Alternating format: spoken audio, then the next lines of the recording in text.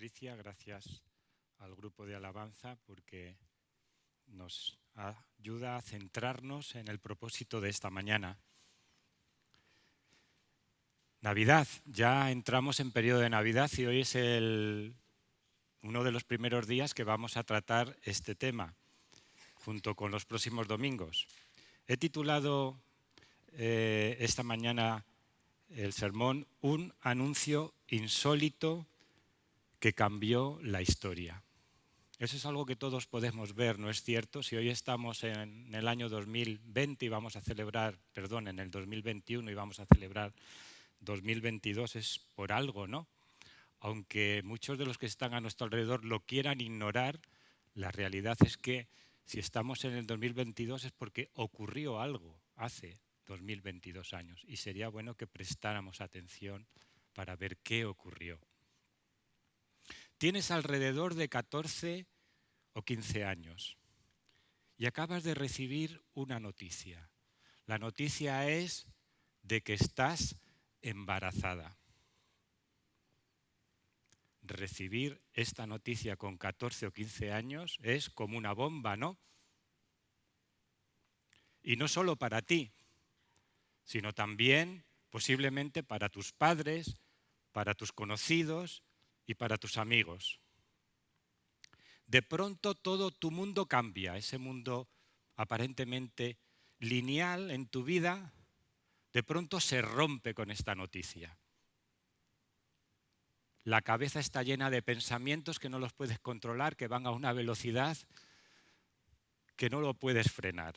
Por las noches eres incapaz de dormir porque le estás dando vueltas continuamente a la misma idea, a los mismos pensamientos. Hay una evaluación de los pros y los contras sobre cómo va a repercutir todo esto en tu vida. Al final, acudes al médico y te da una solución. En una semana parece ser que la tormenta ya va cesando. Nadie se ha enterado de lo que ha pasado. Todo aparentemente continúa igual, como si nada hubiera sucedido. ¿Pero realmente es así? ¿Nada ha sucedido? Hay personas que han llegado a decir que si María hubiera recibido una noticia como esta en el mundo de hoy, en la sociedad en que vivimos hoy, quizás eso es lo que hubiera pasado. Y no estaríamos hoy celebrando ninguna Navidad, ni veríamos luces por las calles, ni tendríamos regalos para dar o para recibir, y no habría un Salvador ni tendríamos ninguna esperanza. Indudablemente este es un ejercicio para hacernos pensar, ¿no? Pero ¿puede la noticia que vas a tener un hijo cambiar la historia? Seguramente que tu historia personal sí la cambiará, como nos la ha cambiado a muchos de nosotros que hemos sido padres, ¿no? Eso podéis certificarlo cada uno de vosotros, ¿no? Antes de ser padres y después de ser padres. ¿Cómo cambia la vida? Qué distinta es. La Navidad comienza justamente con un anuncio. El anuncio de una joven que va a tener un hijo, pero un hijo muy especial. Un hijo que va a cambiar la historia. Vemos que para María esta noticia también fue una bomba. ¿O pensáis que no? Y estuvo a punto de acabar con su relación con José. Lo hemos leído en Mateo, ¿no? ¿Qué pasó cuando José se enteró de esta noticia? Quiso abandonarla, ¿no? Pero si Dios no hubiera intervenido en sus sueños, quizás eso hubiera ocurrido. La misericordia de Dios intervino e hizo que Josué viera las cosas desde otra perspectiva, desde la perspectiva de Dios. María no sé cómo recibió realmente este impacto, porque el embarazo, normalmente cuando recibes la noticia que estás embarazada, a las 2 horas no das un hijo, ¿no? Incluso necesitas cierto grado de fe para creértelo, ¿no? Porque los signos son un poco extraños y se pueden interpretar de muchas maneras. ¿Y por qué? Porque un test que me hago que diga ahí, que ponga 2 rayas, eso significa que estoy embarazado. Pues yo no me siento nada, yo me siento perfectamente. A veces nuestra primera reacción ante según qué noticias es la negación. Y escuchamos la expresión esta, todavía no me lo creo. Todavía no me lo acabo de creer, ¿no? Pero es cierto que con el embarazo pasa como contactan cosas en las vidas nuestras, en nuestras vidas.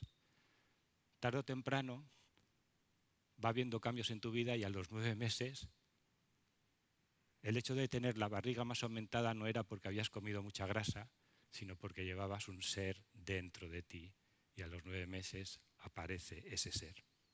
La visita a Elizabeth confirma de alguna manera que lo que estaba pasando María no era un sueño ni una simple visión, era una realidad que le había comunicado Dios por medio del Espíritu Santo a través del ángel. De tal manera que cuando María va a casa de Elizabeth, dice que la criatura saltó en su vientre y Elizabeth fue llena del Espíritu Santo. Y le dijo a María, bendita tú entre las mujeres y bendito tu fruto de tu vientre. Empezaban a ocurrir cosas que María, nos dice más tarde el Evangelio, iba guardando en su corazón. No sabemos la comprensión real que tenía María de todo este hecho. Lo cierto es que quizás ella iba íntimamente guardando todo eso que iba ocurriendo, ese encuentro con María, ese encuentro con los pastores, ese encuentro con los reyes que le iban anunciando algo grande de ese hijo que iba a tener, de ese hijo que había tenido. A veces nuestra comprensión también va así, poco a poco, porque la realidad a veces es tan grande que necesitamos un tiempo para metabolizarlo, ¿no? Para asumirlo, para entenderlo. Tener un hijo cambia la vida. Y no sabemos hasta qué punto la va a cambiar. Con los hijos podemos llegar a gozarnos y a disfrutar de ellos, pero también a sufrir. De golpe nuestra felicidad está ligada o hipotecada al porvenir de ellos. Cuando ellos están bien, estamos alegres. Cuando ellos están mal, estamos tristes. Qué difícil es decirle a una madre, mujer, pero ponte bien, alégrate cuando ve a un hijo sufriendo. Es casi imposible. Lo único que podemos hacer es acompañarla en su dolor y animarla con nuestra presencia. María no sabía muy bien al principio lo que iba a significar este hijo para ella. Iba guardando en su corazón lo que iba conociendo de él, pero sufrió lo que una madre no tendría que sufrir, ver la muerte de su hijo y una muerte en la cruz. Bueno, ¿qué hace de diferente este anuncio de un hijo? Del nuestro, quizás.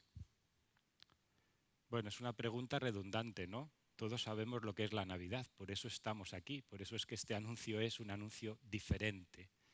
El anuncio de que una virgen conceberá un hijo, Jesús, el Salvador. Pero vamos a ir un poco antes. Mateo nos empieza diciendo en el versículo 18, el nacimiento de Jesucristo fue así, nos dice. Y puede que pensemos que es una manera de empezar a describir lo que estaba pasando, ¿no? O lo que iba a pasar. Este versículo nos muestra cómo sucedió las cosas. ¿Qué más se necesita en Navidad, ¿no? Sino describir qué es lo que estaba pasando.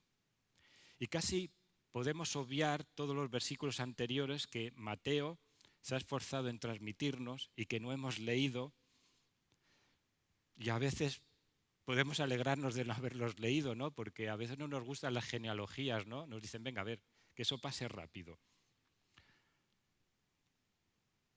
Sin embargo, Mateo los incluye antes del relato del nacimiento de Jesús. Es como si Mateo nos estuviera diciendo, a menos que contemplemos bajo una luz más amplia y que empezó muchos siglos antes, no entenderemos la historia que Él nos va a contar sobre el nacimiento de Jesús. Esa historia más amplia es la que se refleja en la Biblia hebrea, lo que nosotros llamamos el Antiguo Testamento. Lo que Mateo nos está diciendo al comenzar de esta forma es que solo entenderemos bien a Jesús si lo consideramos a la luz de esta historia. Jesús no aparece de golpe, sin saber de dónde viene. Le precede toda una historia en el Antiguo Testamento, una historia de promesas, una historia de expectativas en relación al Mesías. El Antiguo Testamento cuenta la historia que Jesús completa, que Jesús lleva a su clímax. Esto quiere decir que necesitamos contemplar a Jesús bajo la luz de la historia del Antiguo Testamento, pero también necesitamos contemplar el Antiguo Testamento a la luz de la historia de Jesús. No podremos entender uno sin el otro. Pero ¿qué es lo que pasaba con los discípulos? En Lucas 18:34 nos habla que Jesús le está comunicando lo que va a pasar en la cruz.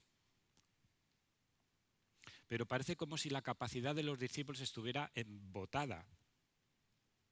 No podían entender la explicación que Jesús estaba dando de su muerte y de su resurrección.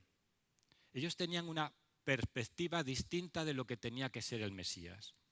Y Jesús le está hablando del Mesías, del siervo sufriente de Isaías 53. Lucas 18:34 nos dice: pero ellos nada comprendían de estas cosas. Y esta palabra les era encubierta y no entendía lo que se les decía. Ahí estaba Jesús explicándole una y otra vez qué iba a pasar, pero a veces nosotros tenemos unas perspectivas y unas ideas tan preconcebidas en relación a las cosas que cuando alguien nos quiere introducir una idea distinta es que sencillamente no oímos, no escuchamos, no prestamos atención, somos incapaces de entender. Esta situación es la que estaban pasando los discípulos. Para ellos el Mesías tenía que ser un Mesías liberador, político y social, que los liberara del yugo al que estaban sometidos. Ellos no podían entender que la primera misión del Mesías era un Mesías sufriente, que había venido a morir en una cruz para que tus pecados y mis pecados fueran perdonados y que fuéramos reconciliados con Dios. Cuando Jesús resucita, aparece a sus discípulos, nos lo cuenta también Lucas en el capítulo 24. Y les dijo, dice así: estas son las palabras que os hablé, dice, estando aún con vosotros, que era necesario que se cumpliese todo lo que está escrito de mí en la ley de Moisés, en los profetas y en los salmos. Entonces, nos dice la Escritura, les abrió el entendimiento para que comprendiesen las Escrituras y les dijo: así está escrito y así fue necesario que el Cristo padeciese y resucitase de los muertos al tercer día. Él les había estado prediciendo, como hemos dicho antes, durante un tiempo lo que iba a pasar, que Él moriría y resucitaría. Pero ellos no tenían esa capacidad para entender, para aceptar estas palabras. Pero todo estaba escrito de Él, en la ley de Moisés, en los profetas y en los salmos. Es decir, en las tres divisiones del canon hebreo. El canon hebreo la dividían ellos en estas tres divisiones: los escritos de Moisés, los profetas y los salmos. Y que Jesús tenga que explicárselo otra vez de nuevo supone que ellos no habían entendido realmente las Escrituras en su plenitud. Él les abre la mente para que puedan entenderlo.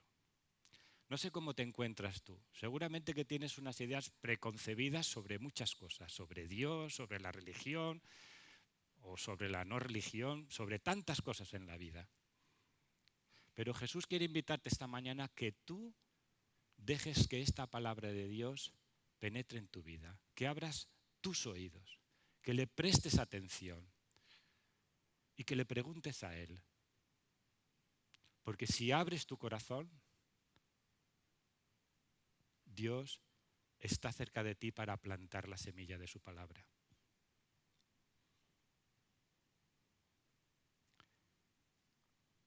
nosotros apreciamos un viaje a la luz del lugar del destino que vamos a ir, ¿no?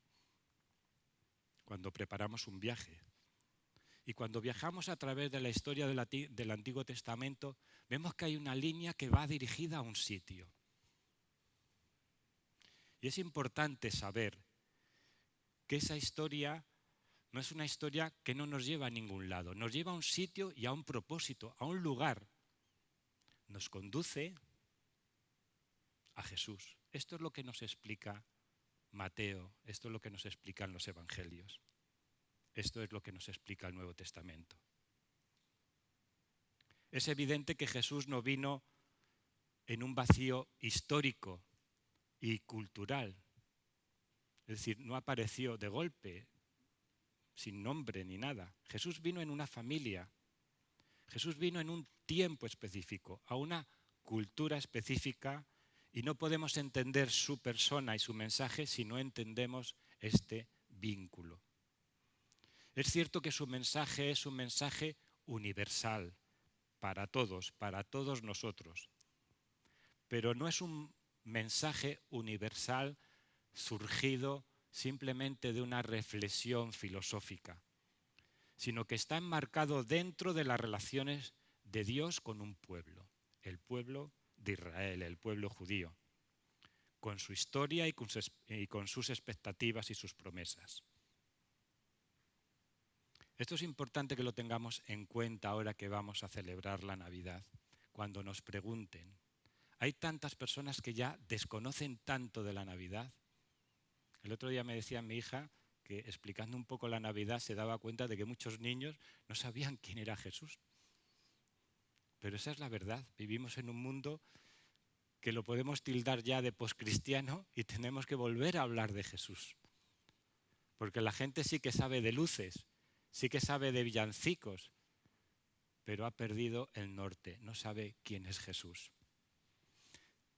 Y un punto importante que vemos ya en esta historia del Evangelio, un anuncio increíble, un milagro increíble.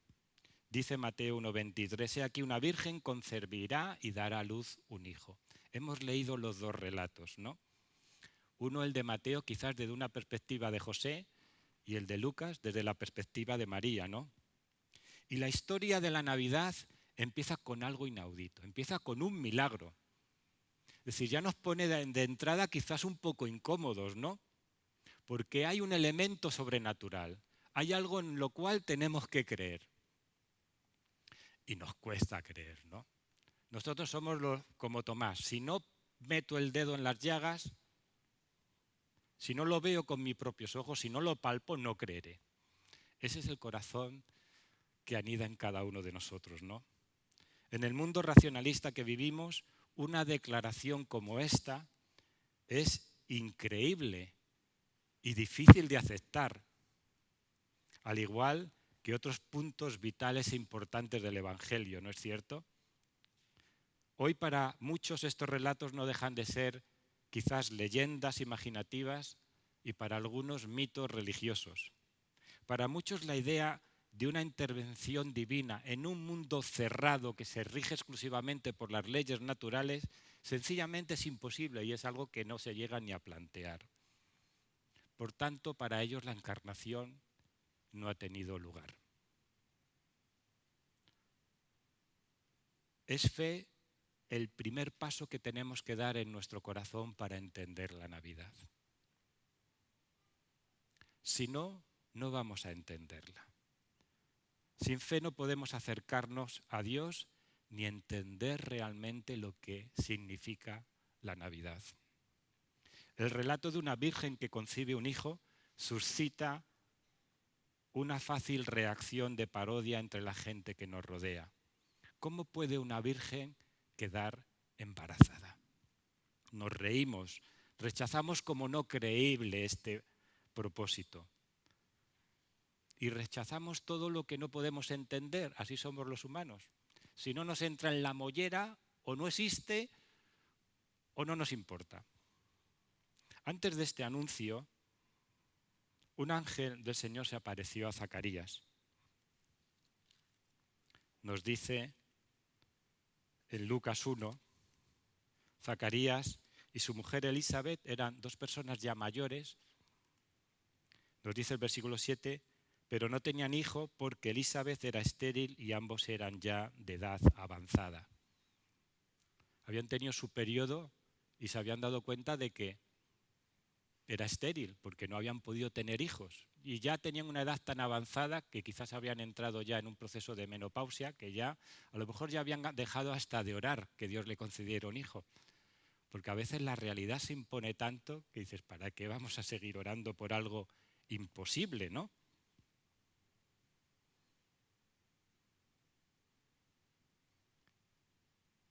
Pero Dios le dice, sí, vas a tener un hijo. Y aun a pesar de la incapacidad de sus cuerpos para ellos, cuando se miraran los dos dijeran, ¿nosotros? ¿Un hijo? Dios puede revertir esa ley de la entropía y hacer que algo viejo e inservible, algo incapacitado para cumplir un propósito, sea algo nuevo y capaz de cumplir el propósito que Dios quiere. Todos entendemos que si yo tiro un vaso aquí ahora, cae, ¿no? Y se rompe.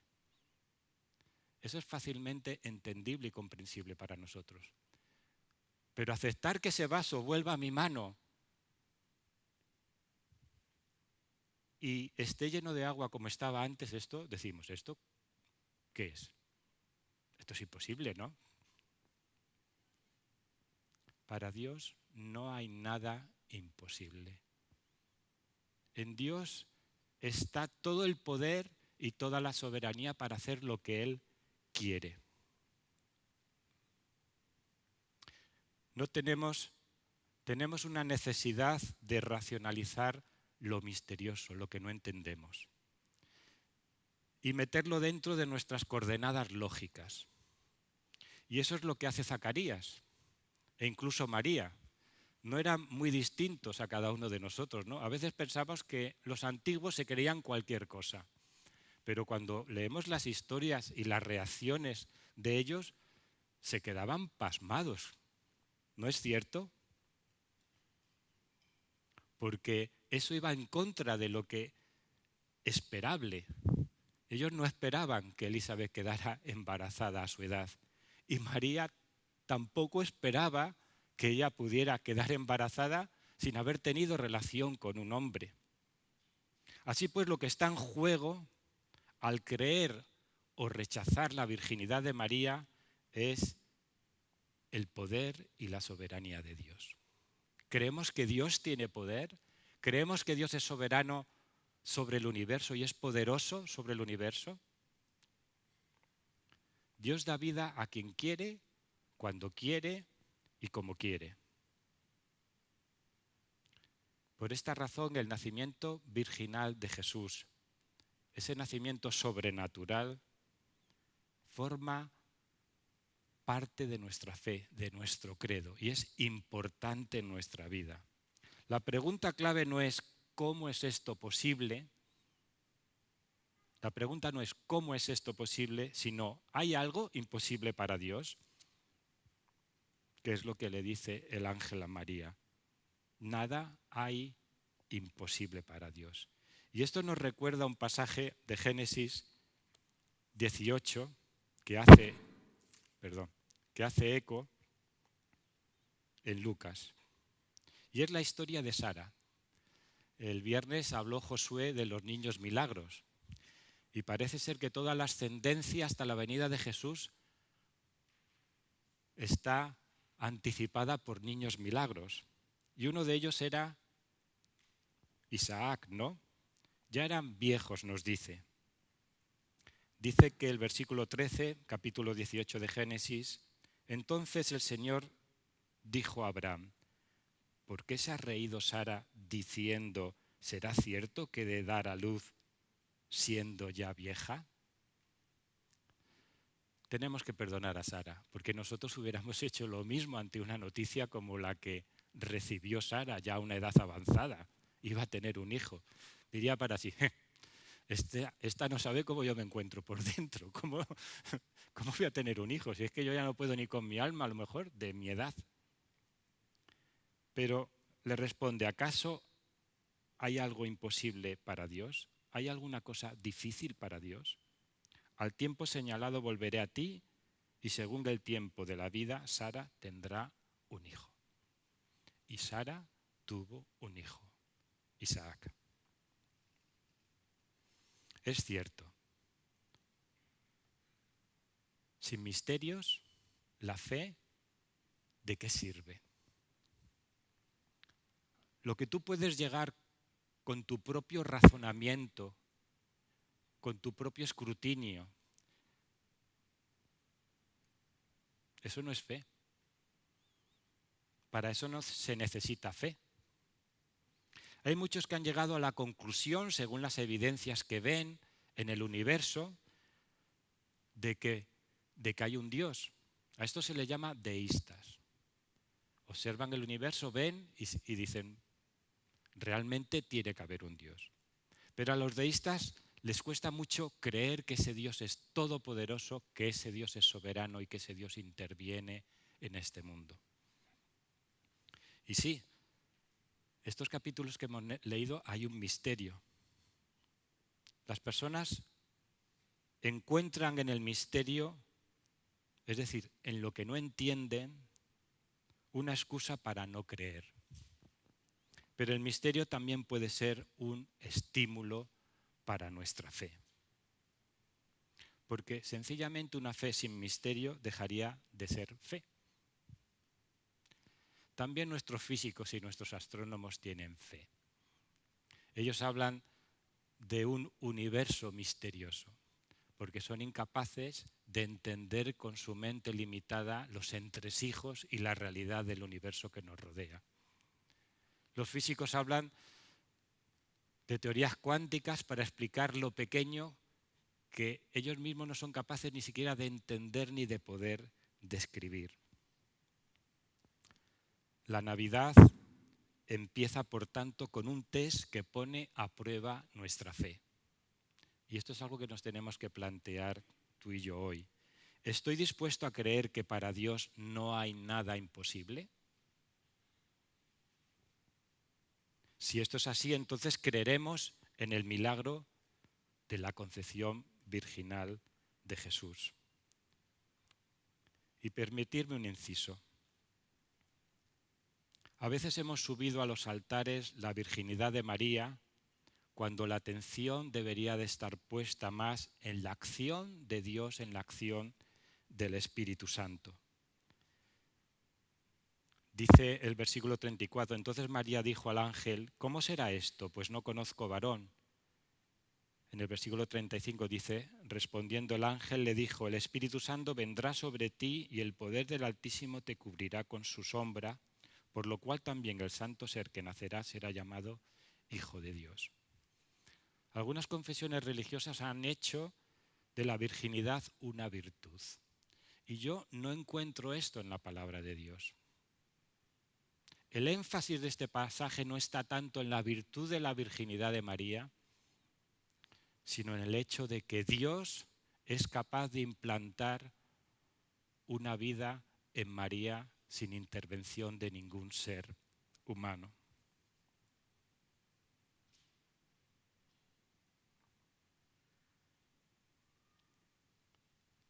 Por tanto, la Navidad empieza con un test que pone a prueba nuestra fe. Porque si no creemos en esto, tampoco creeremos en la vida de Jesús. Porque ¿qué es la vida de Jesús sin los milagros de Jesús? No es nada. ¿Qué es la vida de Jesús sin su muerte ni su resurrección? ¿Qué mensaje nos tendría que dar Jesús? Ninguno. La vida de Jesús se mueve en un constante milagro, la manifestación del poder de Dios en la persona de Jesús. Una fe sin milagros nos lleva a un Jesús humano simplemente, que nos deja un evangelio humanista sin ningún poder para salvar ni para dar esperanza. Por tanto, un punto importante que tenemos que tener en cuenta ahora que empezamos la Navidad y que nos recuerda la palabra de Dios es: no hay nada imposible para Dios.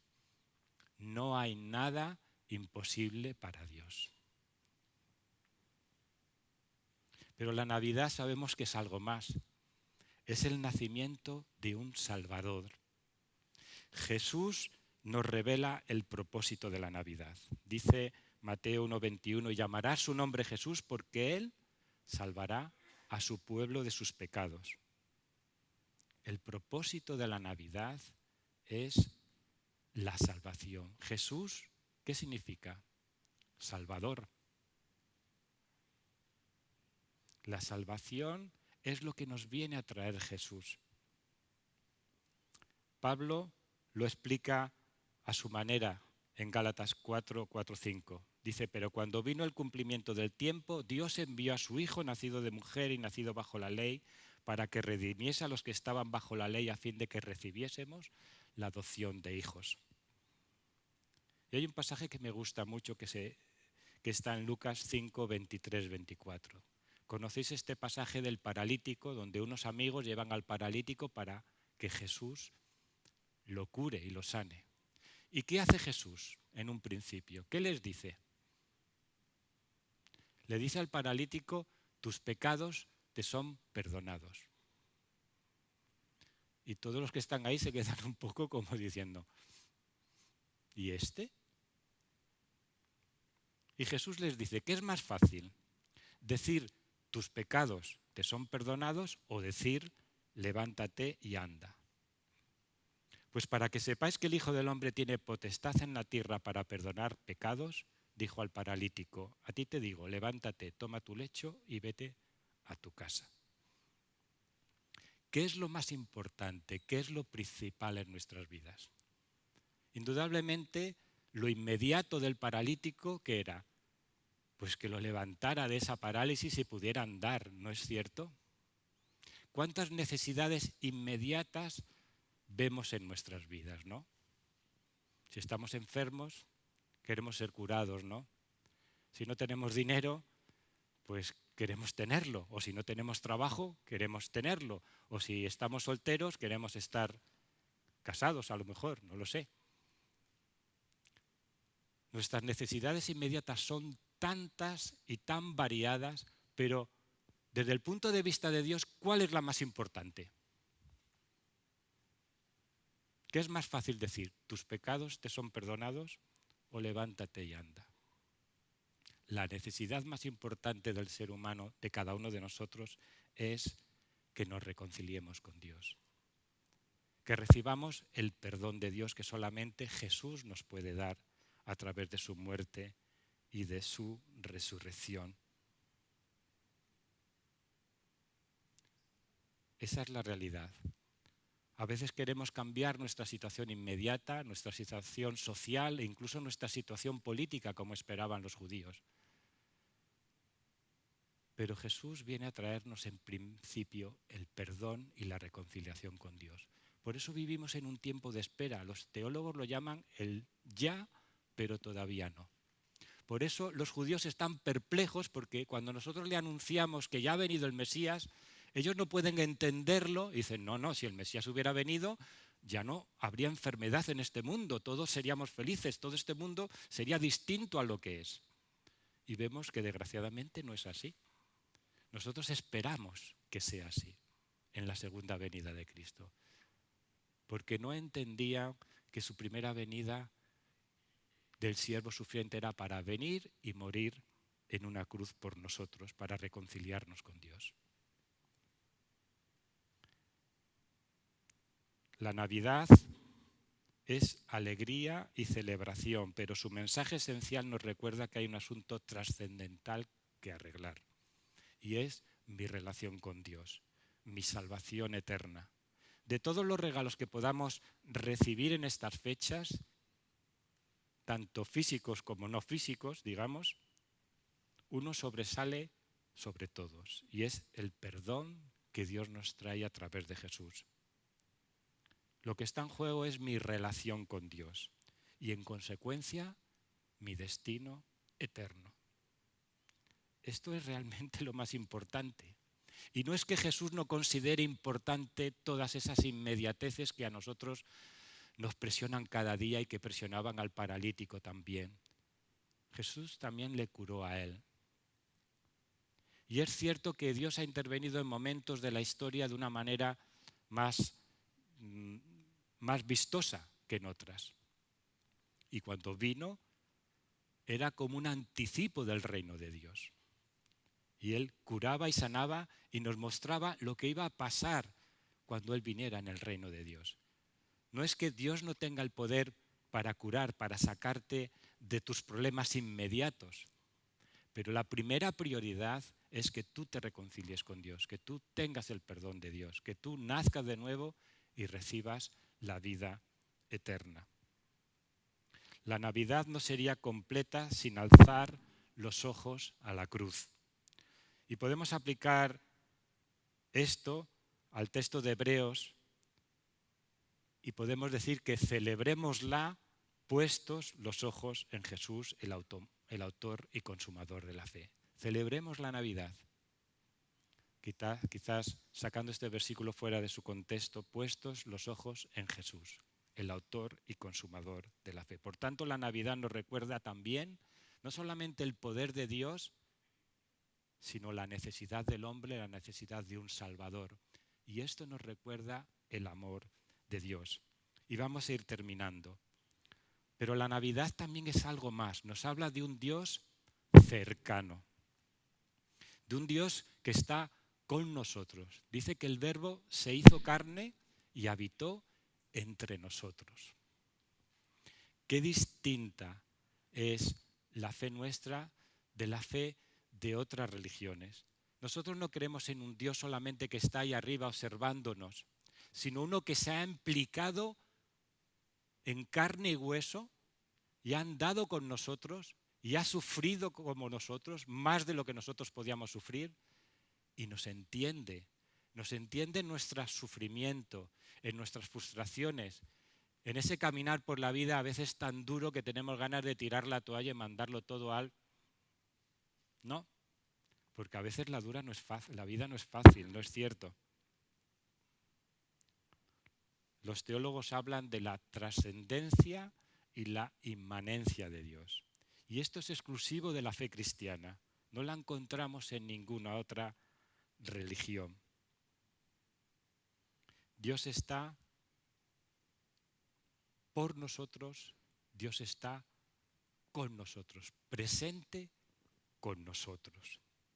Y esto es algo maravilloso, porque tenemos un Dios que se ha hecho hombre, que nos entiende nuestra realidad más que nosotros podemos entendernos a nosotros mismos, que conoce nuestra necesidad más de lo que nosotros pensamos que la conocemos.